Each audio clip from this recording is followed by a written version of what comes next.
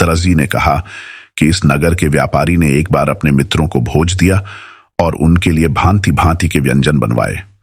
मुझे भी बुलाया गया। मैं जब वहां पहुंचा तो देखा कि बहुत से निमंत्रित लोग मौजूद हैं, किंतु मकान मालिक नहीं है। थोड़ी देर में हम लोगों ने देखा कि मकान मालिक एक लंगड़े किंतु अति सुंदर व्यक्ति को लेकर यहां आया और अतिथियों के बीच बैठ गया। लंगड़ा आदमी वहां बैठने वाला ही था कि उसकी दृष्टि वहां पर उपस्थित एक नाई पर पड़ी। वह बैठने के बजाय सभा से बाहर जाने लगा। आतिथ्यकर्ता व्यापारी ने आश्चर्य से पूछा कि मित्र, तुम जा क्यों रहे हो? अभी भोजन आने वाला है, तुम भोजन के बिना कैसे चले जाओगे? किंतु उस लंगड़े ने, जो परेशी जान पड़ता था, कहा, श्रीमान, मुझे आपके घर पर ठहर कर मरने की इच्छा नहीं है।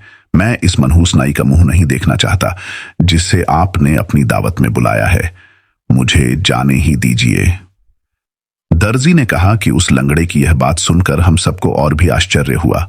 हमारी समझ में नहीं आ रहा था कि उस नाई से उस लंगड़े को इतनी नाराजगी किस कारण हो सकती है। हम लोग उत्सुकतावश उस लंगड़े के चारों ओर जमा हो गए और पूछने लगे कि क्या बात है।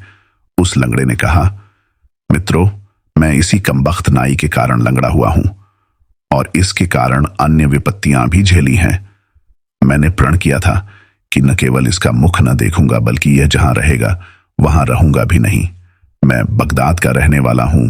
मैंने बगदाद नगर इसीलिए छोड़ा कि यह वहां रहता था। अपने नगर को छोड़कर मैं यहां आया, लेकिन यह मेरी जान का दुश्मन यहां भी मौजूद है। इसीलिए अब मैं इस सभा या इस नगर में बिल्कुल नहीं ठहर सकता। मुझे आप लोग क्षमा करें। मुझे यह देश छोड़ना पड़ेगा, वरना यह दुष्ट न जाने मेरी क्या क्या दुर्गति करेगा। यह कहकर लंगड़ा अतिथि गृह स्वामी की अनुमति के बगैर ही सभा से बाहर जाने लगा। हम लोगों ने उसे दौड़कर रोका और दूसरे मकान में ले जाकर भोजन कराया।